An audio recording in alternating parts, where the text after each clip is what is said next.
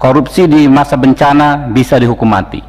Jangan sampai ini Pak Jokowi ditipu sama anak kecil. Proses pengadaan jasa pelatihan, saya orang Palembang Pak, saya bingung, ada pelatihan bikin pempek Pak, 600.000 rupiah. 600.000, belajar aja sama istri saya di rumah, gratis gitu loh. Nah iya, ya di YouTube gratis gitu loh. Pak Firly juga bisa buat itu pempek itu kan. Yang dilakukan oleh ring satu istana ini dalam konteks staf khusus presiden. Saya kasih contoh, ada anak muda ngirim surat ke camat-camat atas nama COVID. Ya nggak, bubarin aja staf khusus. Anak muda, saya muda Pak, nggak pernah rampok uang rakyat. Ini anak baru umur 20-an tahun ngerampok uang rakyat triliunan. Malu kita jadi anak muda. Kita minta tolong ketua mainkan ini untuk proyek kartu prakerja senilai 5,6 triliun. Cukup dengan mundur Pak. Ini korupsi. Salah satu vendor ruang guru itu staf khusus presiden.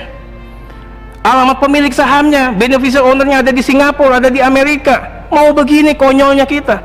Siapa yang terlibat diusut.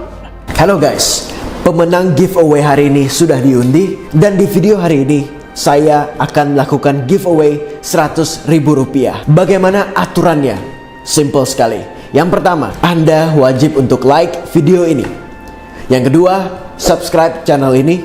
Dan yang ketiga, komen di video ini sebanyak-banyak mungkin. Semakin besar kuantitas Anda berkomentar, komentar apapun, maka semakin besar pula peluang Anda untuk memenangkan cash Rp100.000 per hari.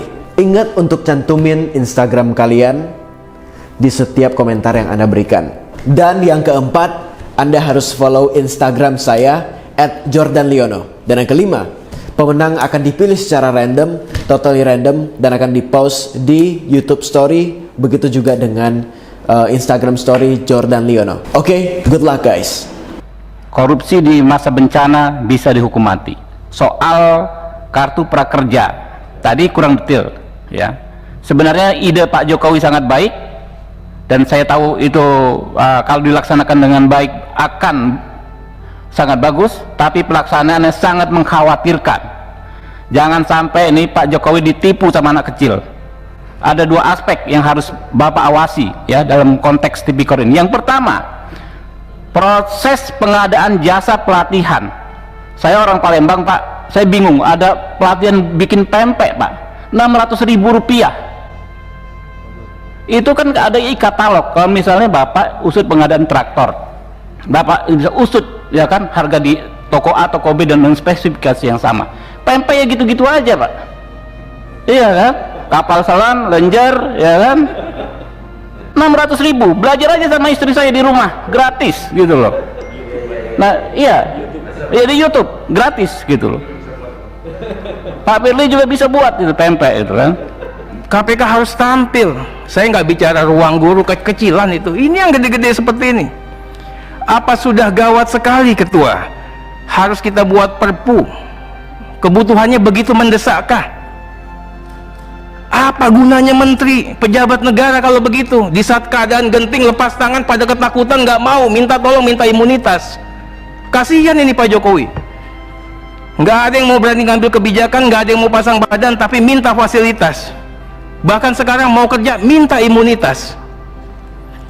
Ketua, saya minta betul bagaimana strategi dan pembiayaan serta postur. Tadi ketua katakan 405T untuk kesehatan, 75T untuk kesehatan Pak. Yang lain nggak tahu. 110 untuk pemulihan dikasih ke siapa? Negara mau pinjam 1.000 triliun Pak. Untuk apa? Jangan-jangan dengan perpu bisa jadi kekuasaan baru di atas kekuasaan presiden. Nggak usah pakai kampanye lagi nih, ada orang lagi jadi jagoan Pak. Bisa jadi presiden 2024 dengan modal perpu. Pak Ketua, saya ingin katakan kita harus jaga Pak Jokowi jangan sampai beliau tersandra.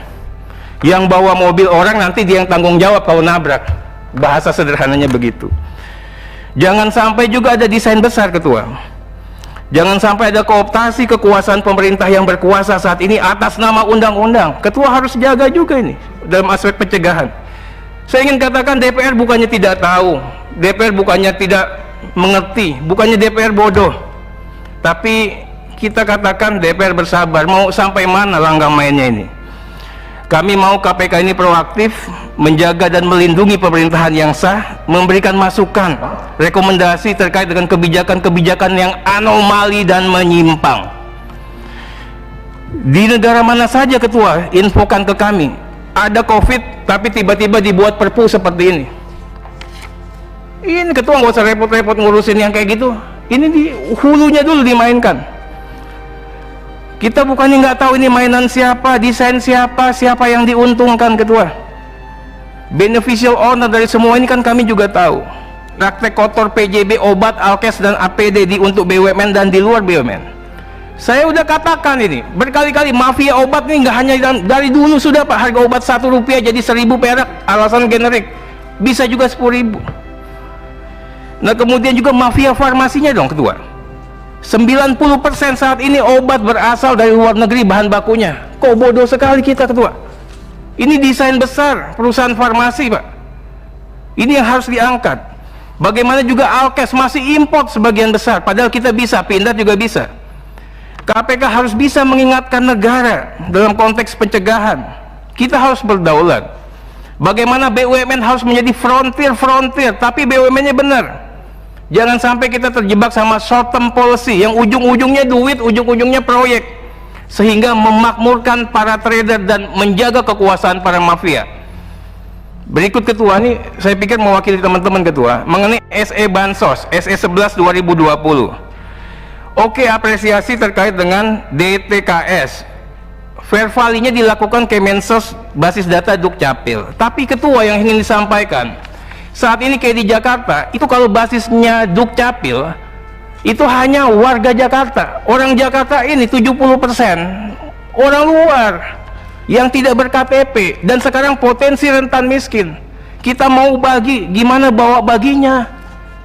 Jumlahnya berapa? Ini yang saya katakan, dan berkali-kali polisi sudah melakukan upaya kemarin menyisir, itu lebih bagus. Nah saya minta KPK juga melakukan kerja-kerja yang seperti itu.